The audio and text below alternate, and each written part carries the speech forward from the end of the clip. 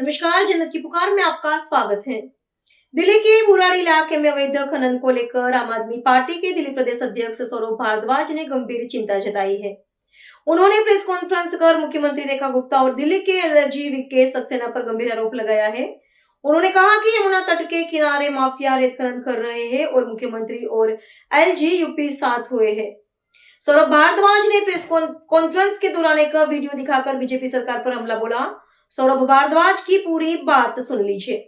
हमने बुराड़ी और जगतपुर का जो इलाका है दिल्ली का, वहाँ पे जाके सबूतों के साथ वीडियो बना के दिखाया कैसे यमुना के तट पर सारी रात इलीगल सैंड माइनिंग चल रही है। बड़े स्तर पे ऑर्गेनाइज्ड माफिया रेता खनन कर रहा है। उससे पहले मैं आपको बता दूं कि ये कोई नया सरप्राइज नहीं है दिल्ली के एडमिनिस्ट्रेशन के लिए और पुलिस के लिए कि यहाँ पे रेता खनन चल रहा है।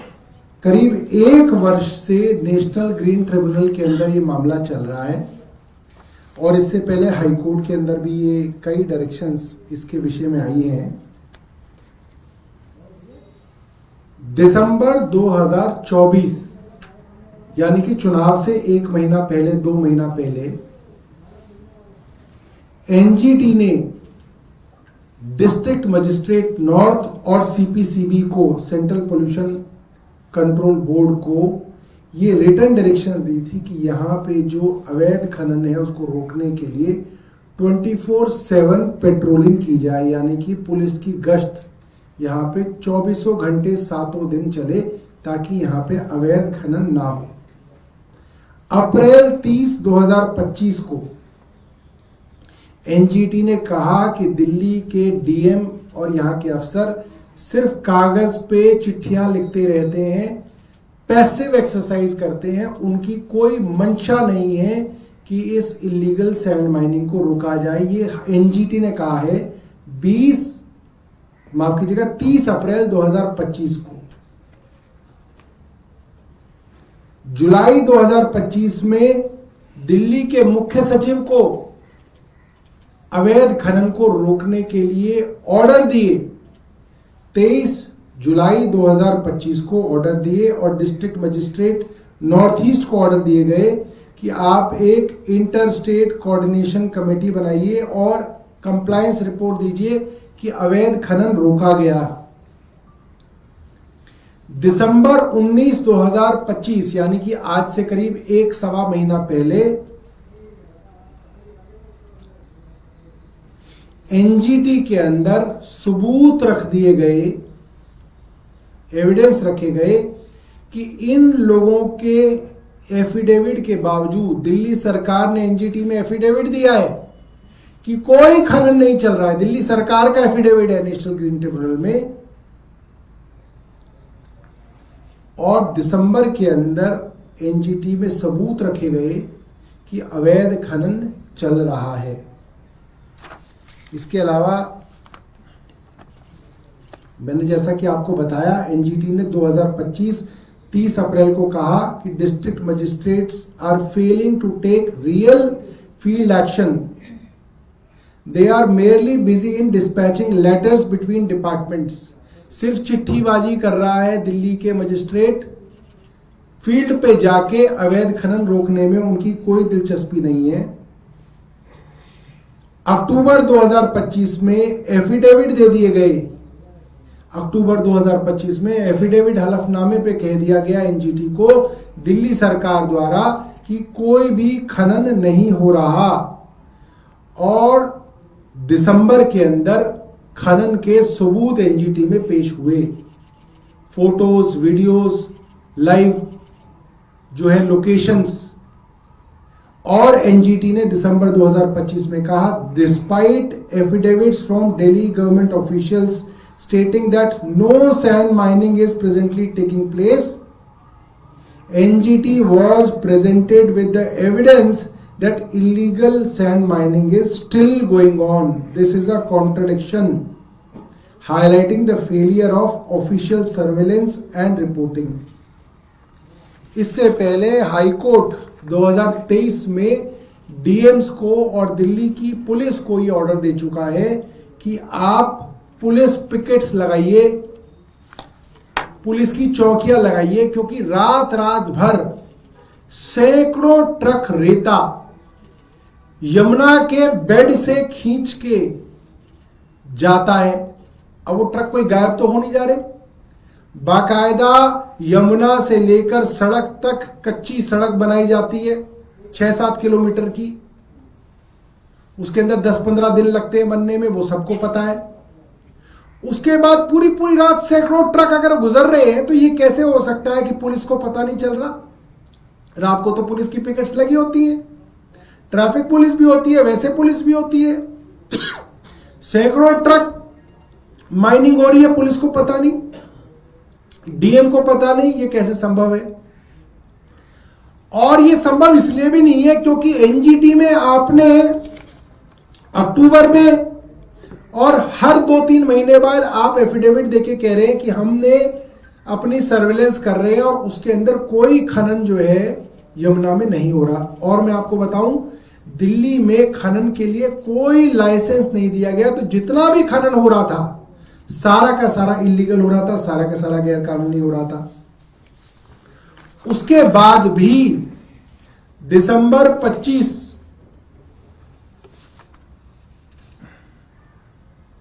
19 दिसंबर, माफ कीजिएगा, 19 दिसंबर के बावजूद के बाद भी ये खनन जो है वहां पे फिलहाल भी जो है चल रहा था।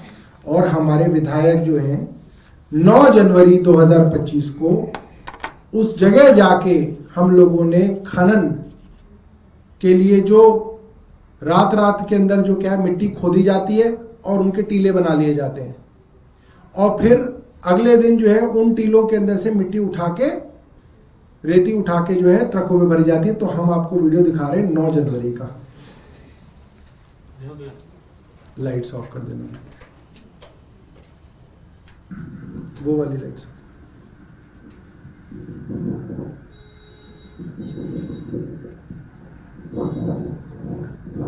अवैध खनन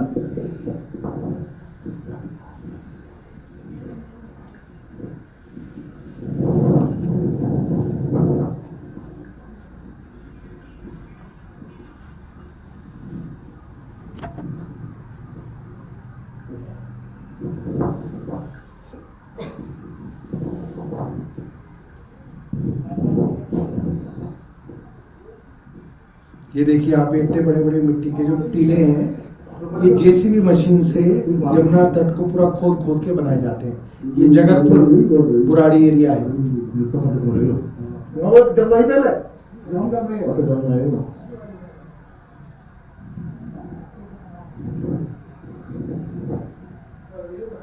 पूरा खनन हो रहा है इस टाइम।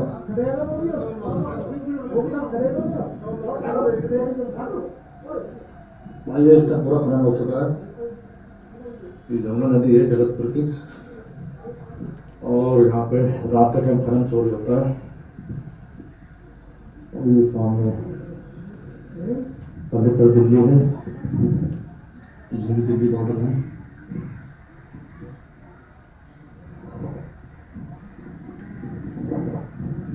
दिल्ली बॉर्डर से तरह तरह की बॉर्डर लग जाता है भाई। रात टाइम माफिया जो है खनन चोरी करते हैं और किसी को किसी की मदद नहीं है। क्या हो रहा है, कैसा हो रहा है, देखो आप। तुरंत हिला पड़ेगा, तुरंत नहीं लगा, रात में मशीन आती है, पॉपुलर भी आती है। ठीक है, आप बात करें। और आगे मैं आपको पॉपुलर मशीन दिखाऊंगा। एक मिनट को आगे शायद मशीन में दिखा रहे हैं, थोड़ा सा आगे बढ़ाओ। है नहीं? अच्छा, अगली वीडियो में होगी। ठीक है, खत्म हो गया? अच्छा ठीक है। तो इस खनन को देखते हुए 9 तारीख की ये वीडियो थी, संजीव झा जी ने बनाई थी। इसके बाद 10 तारीख को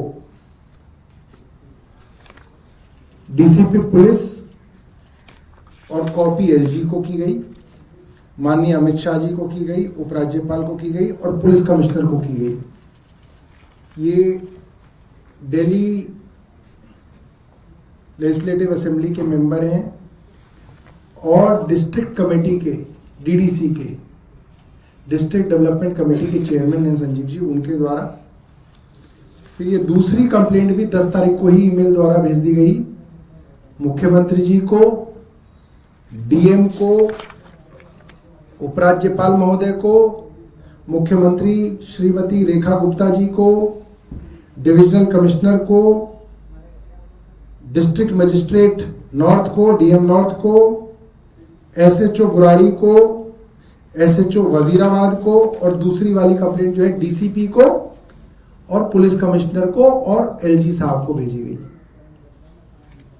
ये 10 तारीख की कंप्लेंट्स हैं। और ये 10 तारीख की कंप्लेंट्स तब हैं जब अक्टूबर में आपने एफिडेविट देके कहा कि हम 24/7 जो है यहां की निगरानी रखते हैं, कोई खनन नहीं हो रहा। उसके बाद दिसंबर में एनजीटी के आगे सबूत पेश किए जाते हैं और एनजीटी अच्छे से फटकार लगाता है दिल्ली की सरकार को, डिस्ट्रिक्ट मजिस्ट्रेट को, डीएम को, और उसके बाद भी खनन जारी रहता है। ये 9 जनवरी की मैंने आपको वीडियो दिखाई और 13 जनवरी की वीडियो हमने आपको फिर दिखाई थी, जो उसमें भी दिख रहे थे, मशीनें भी खड़ी हुई थी। तो हमारा सवाल ये है, डिस्ट्रिक्ट मजिस्ट्रेट और पुलिस को तो डायरेक्शन है हाई कोर्ट की और एनजीटी की कि आप 24 घंटे निगरानी रखेंगे कि यहां खनन ना हो, नंबर 1। तो खनन कैसे हो रहा है? और ये दिल्ली के अंदर 7 किलोमीटर दिल्ली की बाउंड्री में हो रहा है।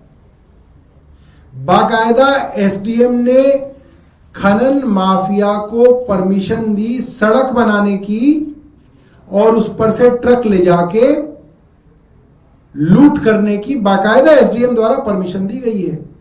क्योंकि अगर आप देखें यमुना के तट पे सड़क नहीं बनाई जा सकती, कंस्ट्रक्शन अलाउड ही नहीं है, मगर एसडीएम ने बाकायदा परमिशन दी लिखित में कि आप मिट्टी की चोरी करने के लिए, रेता चोरी करने के लिए आप ये सड़क बना लीजिए।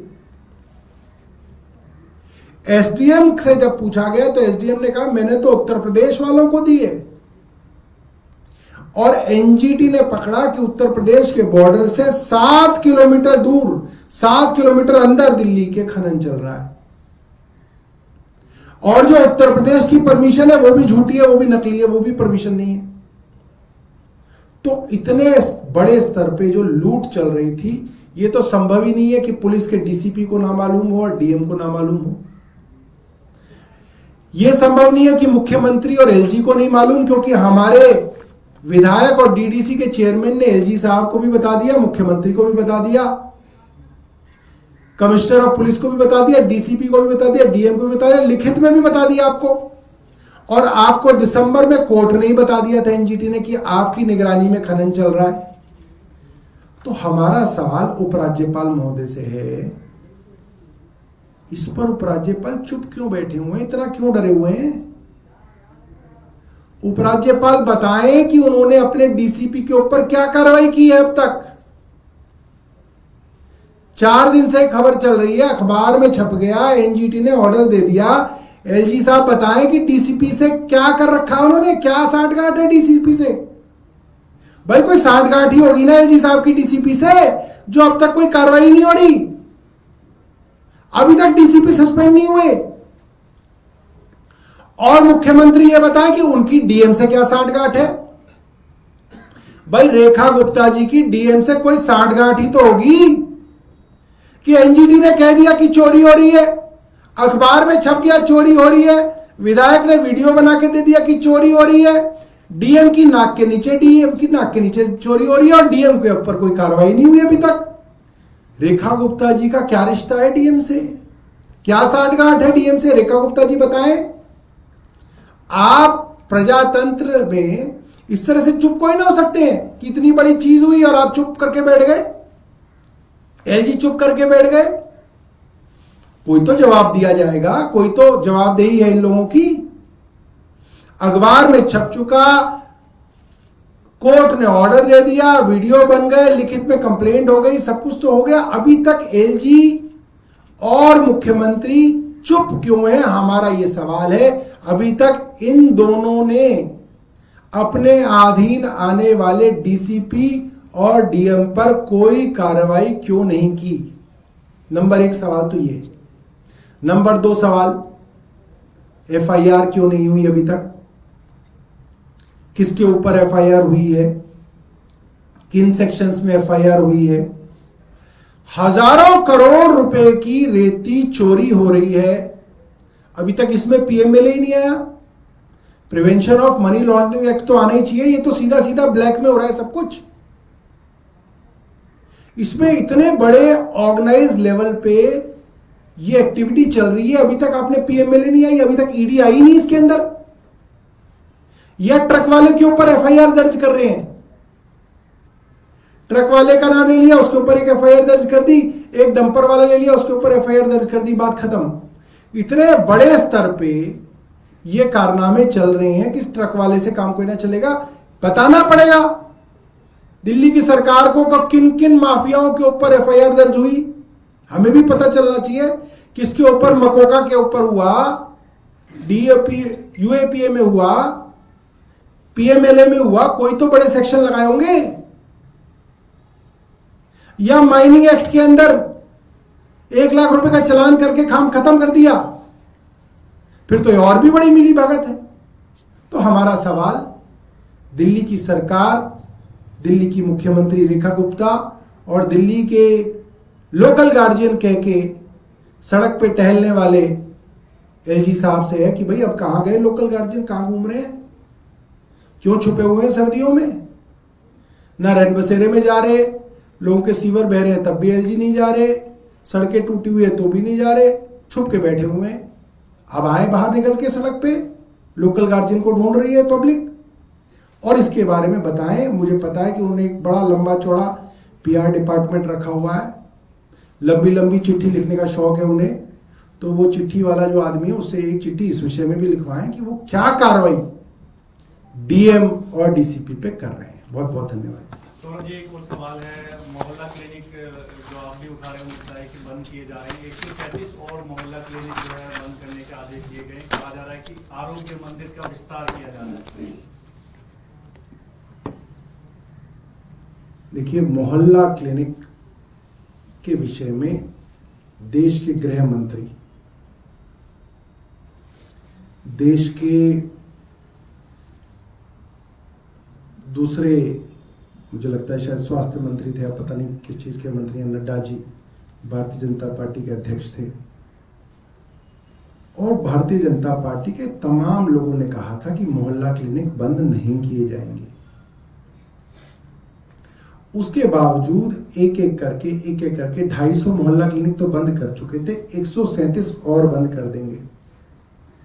करीब 550 मोहल्ला क्लिनिक थे हमारे, उसमें से 400 मोहल्ला क्लिनिक इन लोगों ने लगभग बंद कर दिए हैं। जो आरोग्य मंदिर खोले आप जाके उनकी जांच कीजिए। वो आरोग्य मंदिर या तो वो दिल्ली सरकार की डिस्पेंसरी थी, या वो एमसीडी की डिस्पेंसरी थी, या वो मोहल्ला क्लिनिक था। कोई भी चीज ऐसी नहीं थी कि कोई नया कहीं पे कंस्ट्रक्शन करके इन्होंने कोई नई चीज बनाई है।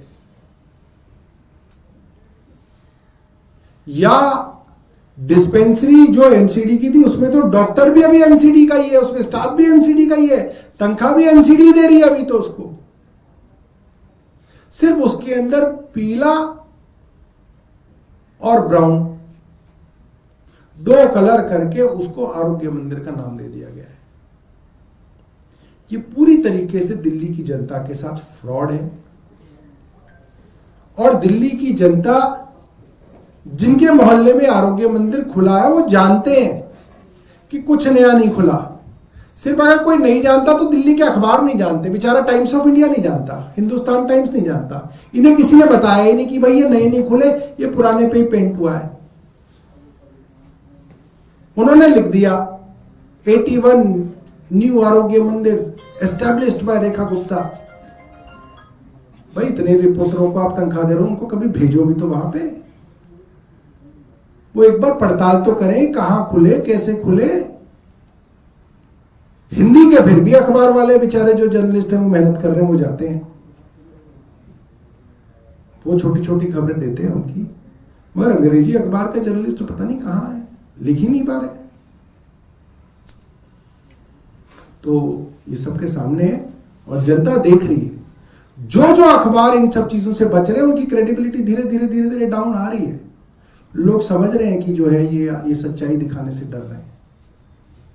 और कोई सवाल? सर, विधानसभा में जो एलओपी को इधर कोई इंग्लिश वाला है क्या? कौन है आप? नहीं सर, नहीं। हाँ जी सर, एलओपी वाला जो मामला चल रहा है उसमें प्रिविलेज कमेटी को सौंप दिया गया है, 19 तारीख तक उन्हें जवाब देने के लिए कहा गया है। अब मैं विजेंद्र गुप्ता जी से एक बात जानना चाहूंगा।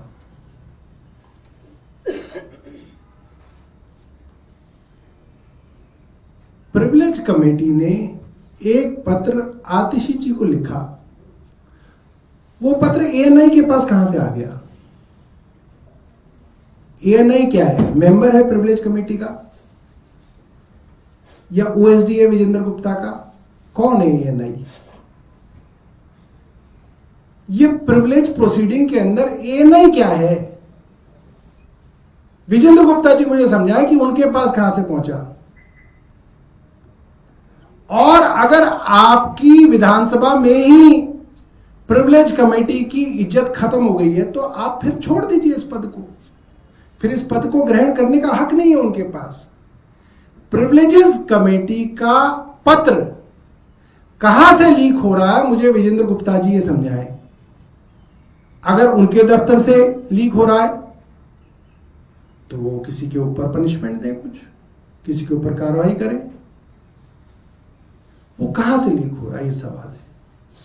और अगर फिर आप ये मीडिया के लिए कर रहे हैं फिर इसके अंदर प्रिविलेजेस का कोई सवाल ही नहीं बचा, फिर तो ये आप जो है सिर्फ दिखावा कर रहे हैं। सिरसा जी कल कह रहे थे कि आतिशी का वॉइस सैंपल तो लिया ही नहीं। आतिशी जी के वॉइस सैंपल की जरूरत ही क्या है? उसमें किसी की भी वॉइस में नहीं आ रहा गुरु का अपमान, गुरु शब्द ही इस्तेमाल नहीं किया किसी ने, तो उसमें वॉइस सैंपल की, उसके लिए तो सिर्फ कानों की जरूरत है। जो कान होंगे जिसके पास वो सुन लेगा। सिरसा जी भी अगर ध्यान से सुनेंगे तो उनको भी सुनाई दे जाएगा। और वो बता क्यों नहीं देते कि ये इस पॉइंट पे इतने बज के इतने सेकंड पे ये बोला गया और वो चला दें? है ही नहीं, गुरु शब्द है ही नहीं उसके अंदर। कोई कितनी भी कोशिश कर ले उसके अंदर गुरु शब्द आप डाल ही नहीं पाओगे। और सबके सामने सब कुछ झूठ नजर आ रहा है।